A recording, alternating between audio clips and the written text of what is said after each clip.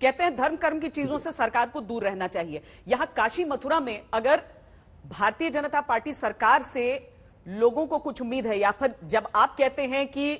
सरकार को अपनी तरफ से प्लेसेस ऑफ वर्शिप एक्ट के हिसाब से एक स्टैंड लेना चाहिए और संसद के भीतर इस मामले पर आगे बढ़त होनी चाहिए, क्या चीजें हैं जो इस समय हिंदू पक्ष बीजेपी से उम्मीद कर रहा है, सरकार से उम्मीद कर रहा है? देखिए श्वेता जी, आपने बहुत अच्छा सवाल पूछा और मैं कुछ तथ्य सामने रखना चाहता हूँ।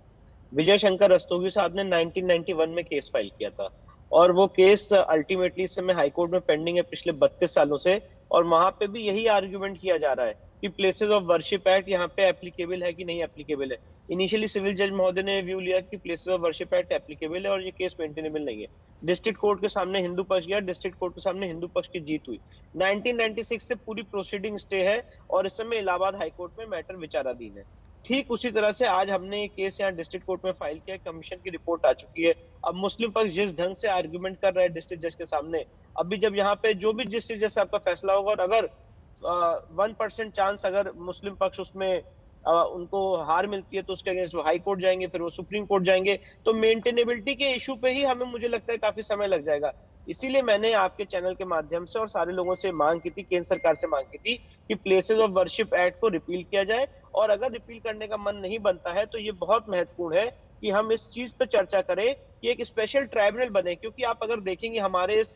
जुडिशियल सेटअप में आज नेशनल ग्रीन ट्राइब्यूनल बना हुआ है, नेशनल कंज्यूमर फोरम है। अगर किसी आदमी को, उपभोक्ता को कोई समस्या है तो उसके लिए स्पेशल जजेस बैठे हुए हैं, सुप्रीम कोर्ट के रिटायर्ड जजेस हैं। नेशनल ग्रीन ट्राइब्यूनल, अगर कहीं पोल्यूशन हो रहा है तो उसके लिए सुप्रीम कोर्ट के रिटायर्ड जजेस बैठते हैं। तो जो इस तरह के मुद्दे हैं, जो लोगों की आस्था का केंद्र है, जो समाज में बहुत बड़ा इंपैक्ट डालते हैं, सेंसिटिव इश्यूज है, उसके लिए स्पेशल कोर्ट्स बनने चाहिए और उसकी सीधे फर्स्ट अपील सुप्रीम कोर्ट के सामने जानी चाहिए। और ये आर्टिकल 323A में पॉसिबल है, एडमिनिस्ट्रेटिव ट्राइब्यूनल बनाए जा सकते हैं, बनाए भी गए हैं पास्ट में। तो ये मेरी एक सबसे पहली प्रमुख डिमांड है कि इन सारे मुद्दों को सिविल कोर्ट से ट्रांसफर करके स्पेशल कोर्ट में भेजा जाए और उसका फास्ट ट्रैक बेसिस पे डे टू डे सुनवाई करके उसका फैसला है और उसकी फर्स्ट अपील सीधे सुप्रीम कोर्ट लाई करे, तो मुझे लगता है बहुत हद तक ये मामले सॉल्व हो सकते हैं। दूसरी महत्वपूर्ण बात मैं ये कहना चाहता हूँ कि हम इस बात पर भी विचार कर सकते हैं कि अगर आपने राम मंदिर का जजमेंट देखा होगा तो एक रेफरेंस किया था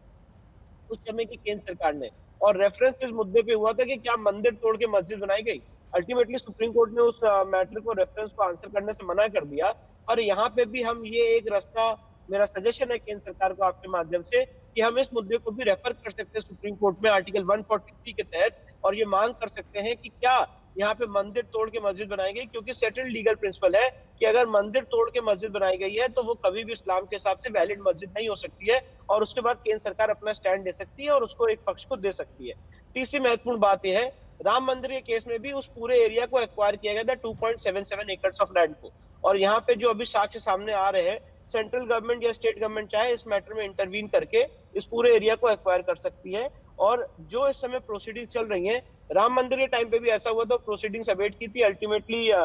जो इस्माइल फारूकी का जजमेंट है उससे प्रोसीडिंग्स वापस खोली गई थी। तो यहाँ पे पॉइंट इन इशू ये है कि जो जितने साक्ष्य आ गए हैं उस साक्ष्य बाद हमें उम्मीद है त्वरित न्याय की, हमें उम्मीद है जल्दी जुडिशियल प्रोसीडिंग्स की, हमें उम्मीद है कि जल्द से जल्द इस मामले की डे टू डे बेसिस पे सुनवाई हो। जो लटकाने अटकाने भटकाने की कोशिश की जा रही है वो ना की जाए। मैं यहाँ पे किसी वकील पे कमेंट नहीं करना चाहता हूँ, मुस्लिम पक्ष के वकील पे, अभय यादव पे, वो अपने ढंग से अपना आर्गुमेंट कोर्ट में रख सकते हैं, उनका अधिकार है। पर मैं ये कहना चाहता हूँ कि अगर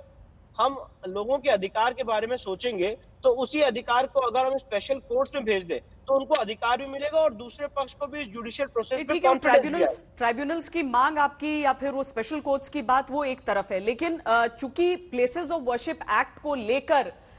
सुप्रीम कोर्ट में जो मामला पहुंचा उसमें सरकार से रुख मांगा गया, सरकार ने अभी तक चुप्पी रखी है। इससे क्या सरकार को, आपको लगता है क्या सरकार को इस मामले पर अव्वल अपनी राय स्पष्ट करनी चाहिए अदालत में, दूसरा जो चीज आप कह रहे हैं रिपील करने की बात, और तीसरा अगर ऐसा नहीं होता है तो देखिए न्याय तो इस देश में होता है पर क्या उसका रास्ता थोड़ा धीमा होगा? जी बिल्कुल, आपने बहुत महत्वपूर्ण बात कही है कि न्याय तो होता है पर उसका रास्ता धीरा होता है, और एक लीगल प्रिंसिपल है justice delayed is justice denied. तो अगर इसी चीज को जो आज हम आप सबके सामने लेके आए हैं इसको अगर न्याय की प्रक्रिया में, सिविल कोर्ट की प्रक्रिया में देखेंगे, अल्टीमेटली जब ये मैटर सुप्रीम कोर्ट तक ट्रैवल करेगा तो उसको 70 साल लग जाएंगे। राम मंदिर का केस 1950 में गोपाल सिंह विशारद ने फाइल किया था, अल्टीमेटली डिसाइड हुआ 2019 में। तो इसीलिए जो आपने बात कही बिल्कुल सही कही कि प्लेसेस ऑफ वर्शिप एक्ट में बहुत जरूरी है कि केंद्र सरकार उसमें अपना स्टैंड स्पष्ट करे सुप्रीम कोर्ट के सामने, और नहीं तो स्वतः निर्णय भी ले सकती है कि उस पूरे एक्ट को रिपील किया जा सकता है कि अल्टीमेटली वो एक्ट करता क्या है, सेक्शन 4 सब क्लॉज 2 करता क्या है। वो लोगों का कोर्ट जाने का अधिकार छीनता है, आप कोर्ट में भी नहीं जा सकते हैं, वो इस तरह का प्रावधान है। इसलिए मुझे लगता है कि वो L Chandra Kumar versus union of India जो 5 जजेस सुप्रीम कोर्ट का है उसके खिलाफ है, क्योंकि कोर्ट जाना हर आदमी का फंडामेंटल राइट है, बेसिक स्ट्रक्चर है। बी आर अम्बेडकर साहब ने कहा था कि आर्टिकल 32 कोर्ट जाने का अधिकार भारत के संविधान की आत्मा है। तो इसीलिए एक आखिरी सवाल प्लेसेस ऑफ वर्शिप एक्ट से जुड़ा हुआ ही, जब इस एक्ट को लेकर आई थी उस समय की तत्कालीन सरकार ने यह कहा था कि सांप्रदायिक तनाव न हो आने वाले दिनों में, इस वजह से इस एक्ट को लेकर आ रहे हैं। क्या सरकार के लिए दिक्कत होगी ऐसे एक एक्ट को रिपील करना, या फिर उसके ग्राउंड्स कुछ और हो सकते हैं? देखिए, मुझे लगता है सांप्रदायिक सौहार्द बिगाड़ने वाला ये जो एक्ट, जो बात कही जाती है, गलत है। क्योंकि अगर ये एक्ट के दरवाजे खुलेंगे और ये एक्ट रिपील होगा तो अल्टीमेटली उसका एंड क्या होगा? लोग अपने हकों के लिए, अपने अधिकारों के लिए कोर्ट जा पाए।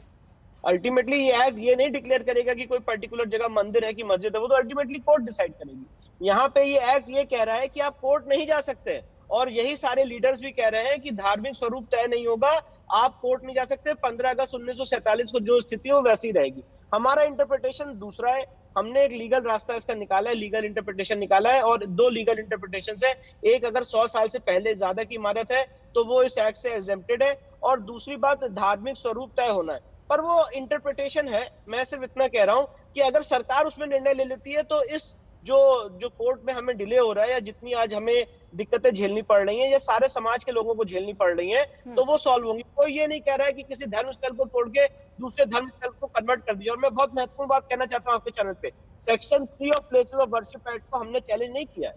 जो ये कहता है कि एक धर्म स्थल को दूसरे धर्म स्थल में कन्वर्ट नहीं किया जा सकता, वो हम मान रहे हैं। पर साथ ही साथ जो सेक्शन 4 है, जो कहता है 15 अगस्त 1947 की स्थिति जैसी थी वैसी रहेगी, और कोई उसको कन्वर्ट करने के लिए कोर्ट में नहीं जा सकता है। जो मुस्लिम साइड का इंटरप्रिटेशन, मैं उनकी बात बता रहा हूं, मुझे लगता है अगर ऐसा इंटरप्रिटेशन है उनका तो ये असंवैधानिक है, एल चंद्र कुमार जजमेंट के खिलाफ है, और इस जुडिशियल प्रोसेस को आप इंटरवीन नहीं कर सकते हैं बाय एक्ट ऑफ लेजिस्लेचर।